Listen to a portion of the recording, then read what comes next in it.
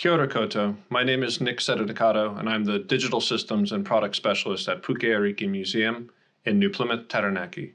I'm going to talk about our experience developing original virtual reality content for our exhibition Homework 2020. I'm not going to focus too much on the specifics of the VR technology, but rather I want to tell the story of how we developed the idea, how we created the content, and the challenges that we faced.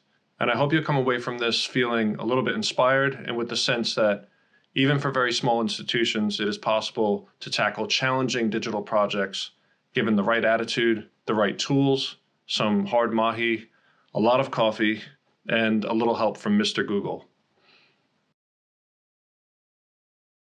But first, a little background. Puke Ariki is a museum, library, and eyesight complex, part of New Plymouth District Council. In my role at Puke Ariki, I oversee the collection digitization program, as well as administering our Vernon Collections management system. But as part of my job, I also work across the heritage and exhibitions teams on what I like to call the really cool stuff. This includes online exhibition content, virtual tours, and other digital components for exhibitions. In 2019, I was asked to help think of some ideas for our upcoming show, Homework 2020. Homework featured over 50 local Taranaki artists who were asked to respond to the theme of tuku iho, or sharing of knowledge. We wanted to develop a digital component for the exhibition that added value to the show, but also something we could produce ourselves without blowing out our budget.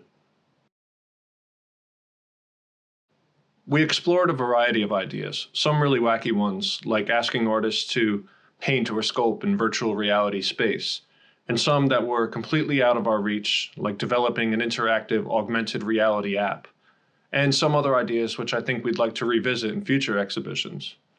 But all of the ideas we came up with in some way responded to the theme of tuku iho, somehow bringing the artist into the gallery to share their process with the visitors. We asked ourselves, can we use digital technology to place the visitor in the artist's studio? And our answer was, let's find out. So we landed on the idea of using virtual reality, and we developed a concept for a series of virtual reality videos called Inside the Artist Studios. Virtual reality was something that we had introduced to our visitors in the 2019 exhibition Whare Kahurangi, and the response was overwhelmingly positive. At the same time, our amazing library digital team was developing a virtual reality tech lab and establishing a program to introduce VR to the community libraries. But most of the VR content that we had seen or presented up to this point had been professionally produced apps and experiences with the kind of CG content you see in video games and movies, the sort of CG content that requires expensive equipment and software and teams of digital artists. But we were interested in seeing whether we could create our own virtual reality content ourselves, without a Hollywood budget, but still up to the standards and quality level that Puke Ariki always strives for. We were inspired by the great work that New Zealand Geographic had been doing in the VR documentary space, as well as some really cool VR videos that we had discovered through our research from places like the American Museum of Natural History in New York and the National Gallery in London. If only we had our own VR camera. Well, through some Googling, we discovered that off-the-shelf VR cameras were not only available, but very affordable, high quality, and seemingly easy to use. Most of the off-the-shelf VR cameras are designed to capture an environment in monoscopic 360 degrees, but some of the cameras can shoot in what is called VR 180. VR 180 captures everything in front of the camera, but it does so in stereo 3D, a much more immersive experience and perfect for our idea. So we ordered a VR 180 camera, and we started researching the process for editing VR 180 content and how to display that content on the VR headset. Right from the start, we identified a number of challenges, but most of the technical challenges involve things like how to work the camera, how to edit the footage, and how to get that footage onto the VR headset. But we were in a good position to work through most of these issues because of my own experience and also because of our digital librarian Scott's experience with the virtual reality lab. We had also learned a few things from our previous adventures in VR. For example, the demand a VR component can place on our museum host, the maintenance requirements of the hardware over the life of the exhibition, and the amount of time it takes for a visitor to learn how to use the VR controllers. On top of all this, COVID-19 entered the picture just as we were making our plans. It looked like the window of opportunity for this idea may have shut. Now, we had to not only consider whether we could responsibly offer a VR headset experience in the midst of a COVID outbreak, but whether we could even go ahead with the idea. And if we did, would all of the effort that we put into creating VR content go to waste if we entered another lockdown? And just as we were working all of this out, New Zealand returned to level 1, and it looked like the window had opened again. The camera arrived, and we spent an afternoon learning how to use it. We ran some tests, and after looking at those tests in the Oculus headset, it became clear that if we could safely enter the artist studios, it would absolutely be worth pursuing this idea. The quality was much better than we expected, and we quickly realized that this idea fit into that really cool stuff category. We also realized that most of our other concerns could be quite easily addressed. The videos would be a passive fly-on-the-wall experience, so they would not require the visitor to use the hand controllers. The Oculus Quest headsets that we intended to use are standalone units, much simpler to set up and operate than the tethered VR systems we had used previously. And if the show were canceled or the museum closed due to another lockdown, we could still share these really cool videos via YouTube, which just so happens supports the VR 180 format. Working with the show's curator, Laura, we identified 8 Taranaki artists with varying styles and disciplines, and all with really interesting studio spaces that might translate well to the VR 180 format.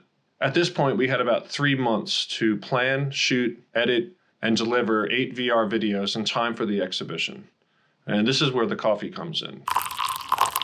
But all of the artists were extremely keen and really accommodating, so we were able to quickly set up a shooting schedule. For visits to each of the artist studios, we booked about a half a day, 1 hour for travel and about 2 to 3 hours for shooting. I was usually accompanied by Laura or our archives curator, Lucy, but generally we traveled pretty light. The VR camera, a tripod, some reflectors, and a few panel lights just in case. But in fact, the most stressful part of these shoots for me was revealing the really tiny VR camera we intended to use for the production. I worried that the artist might be expecting some kind of elaborate camera rig, so I worked really hard to lower their expectations before getting the camera set up.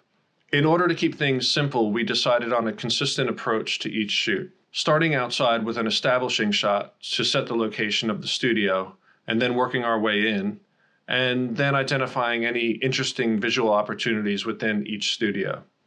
Audio was replaced in the edit with ambient sound from each location recorded on a smartphone, and then we added voiceover from each of the artists to accompany the visuals.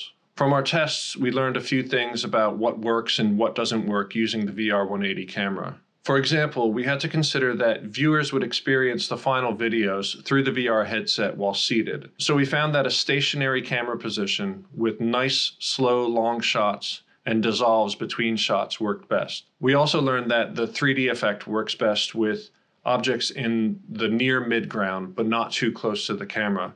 So this affected some of the decisions we made about composition and camera placement. Although we did have some fun breaking these rules with some shots, placing the camera on the ground, or putting the visitor in the artist's perspective as they painted or sculpted. These fun little moments turned out to be some of the more memorable shots and the ones that most of the visitors commented on. In order to complete the videos in time for the exhibition, we were editing in between shoots. This allowed us to stay on track, but it also allowed us to identify if we needed to change any of our approach to the shoots. For editing, we used Adobe Premiere.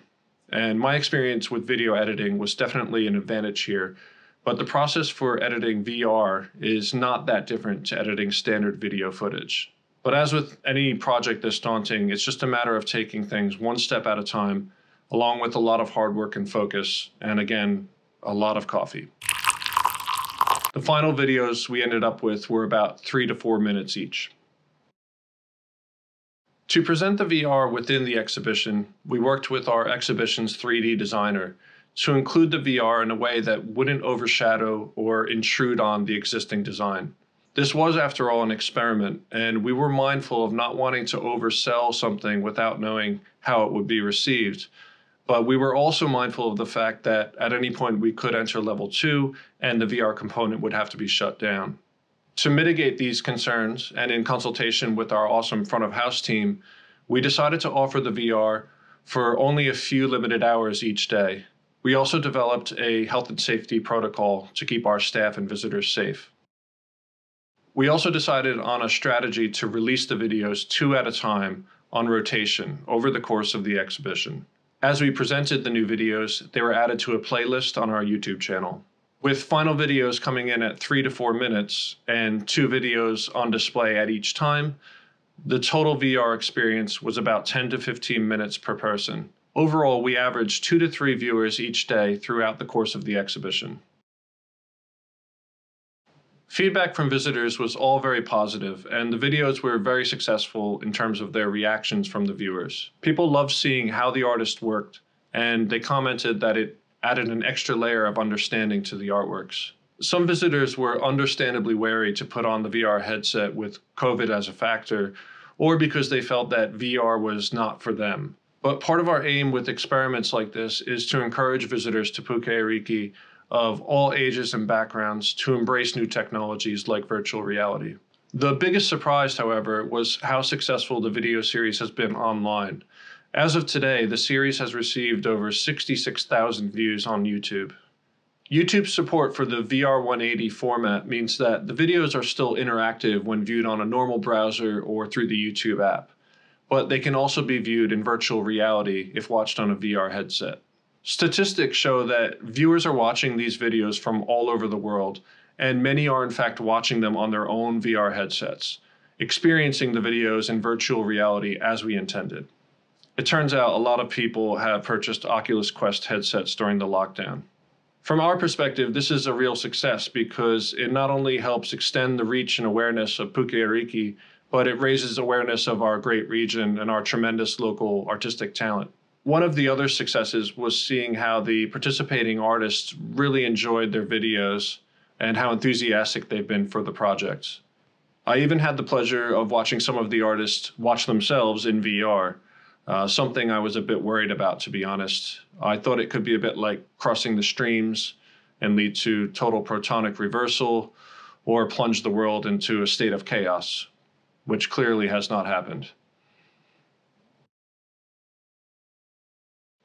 There are a few lessons that we've learned from this little adventure into VR production, some specifically about VR and other more comprehensive lessons about digital projects. But personally, I think the biggest takeaway is about the changing role and importance of digital in museums and exhibitions. The glam sector has been particularly hard hit by the pandemic, and we've seen institutions adapt and re-examine the role of digital, and some really great projects and platforms have emerged from all of this. For the amount of work and energy and money that go into developing digital components for an exhibition, it's important for museums to identify opportunities where this content can live on beyond the 4 walls of the museum and beyond the dates that an exhibition sits within those 4 walls. So from my perspective, this experiment has been a success.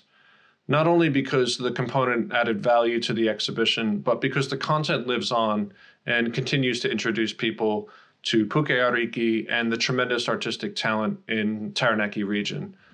I only wish we could have visited all of the studios, but that would have required more coffee. And just one final note, no one looks cool in a VR headset, not even Fonzie. So thank you for watching, and I hope you've taken something away from our experience developing original virtual reality content. Cheers. So much for that wonderful talk. I'm sure you've inspired so many of the audience. You've certainly inspired me to give this VR thing a go.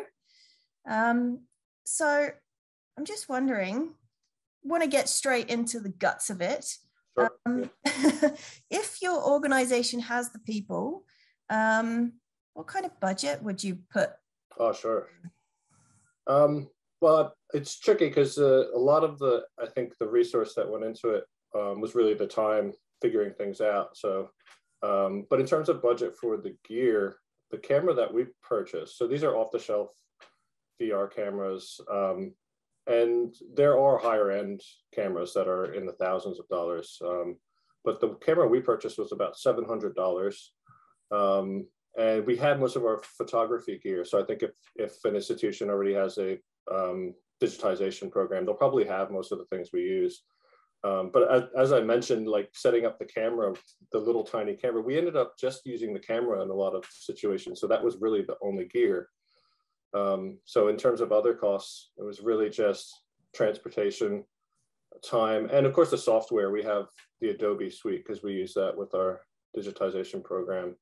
But I'd say if you're starting from scratch and you want to also source a VR headset, it's probably between the $1,000 to $2,000 to produce something. I think that the quality is pretty good. Awesome. Wow, yeah. That surprises me. It does. So everybody out there, you definitely can make that happen, I think. And I'm going to try and make that happen myself with my the art collection that I'm responsible for. Oh, very cool. You could spend more, I'm sure, if you wanted to. So I'm sure. I'm sure budgets are always as big as you can make them.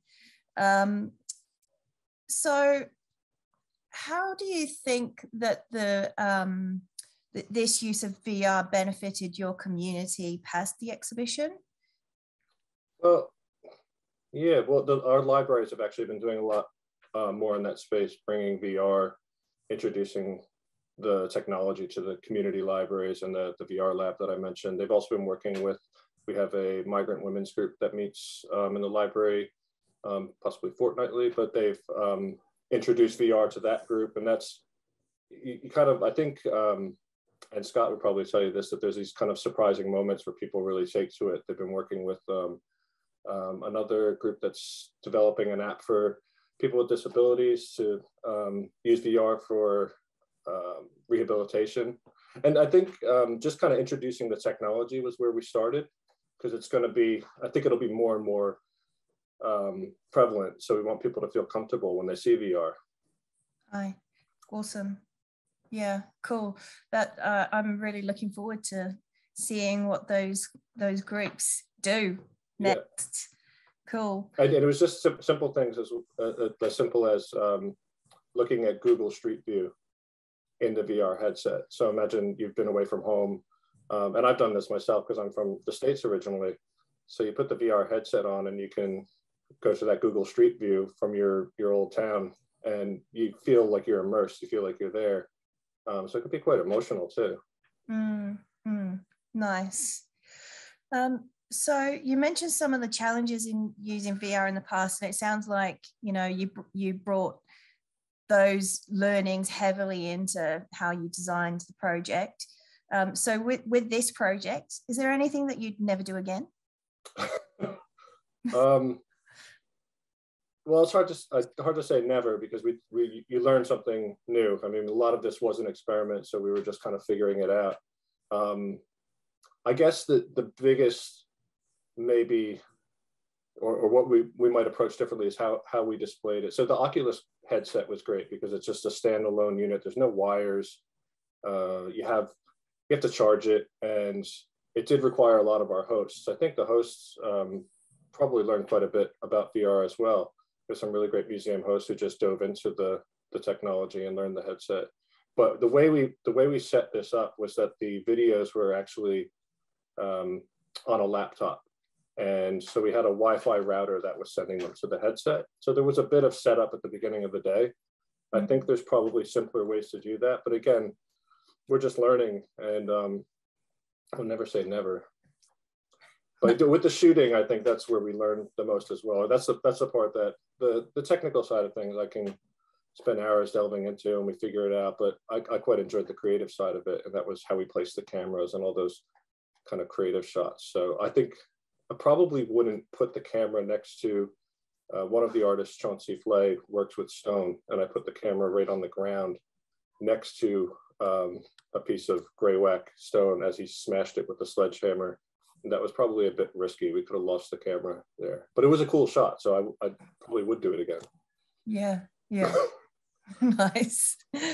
And you've probably noticed that I kind of get a little bit obsessed with numbers with my first question, but I noticed a really quick flash of the graph there in your presentation. What happened with that spike in the middle? So that was graph from the YouTube analytics showing Yeah. users by geography. Yeah. Yeah, there were a few of them, but there was that one, I'm pretty sure what happened was, and this is what was so interesting about putting it online, the Oculus app, the YouTube app, it's quite easy to navigate and find really cool VR content when you're in the headset.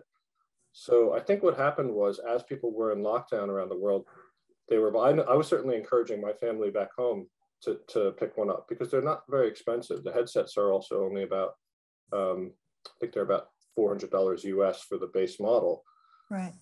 So I convinced my brother to get one, and my mother, I don't know how often they use them, but so I think what happened was people were buying them in lockdown, and those spikes were the different lockdowns around the world during the pandemic. Because you see, one of the big spikes was from India. Suddenly there was all of this interest in the videos were being watched in India. So you could actually track the different states of the pandemic through people watching these videos in their Oculus headsets. And they also got, the videos were also, because it's still, I think, early days with this kind of creating VR content, there's not a whole lot out there. So when people find something interesting, it gets shared on a lot of these channels. So there's a YouTube VR 180 channel where a few of the videos were shared. And so I think people found it that way, and that's where you'll see those spikes, and suddenly people have discovered them. But yeah, I think it was kind of tracking the pandemic in a way, and the lockdowns. Fascinating. Awesome. Well, thank you very much for chatting with us. Are there any other comments that you wanted to add before we finish this chat? Just that if anyone is interested, I think it's a really, it is early days, and there's so much potential, especially for creating content. And I ended up, again, I encouraged my family to get the Oculus headsets, and I ended up purchasing the same camera for myself that we used it for this project.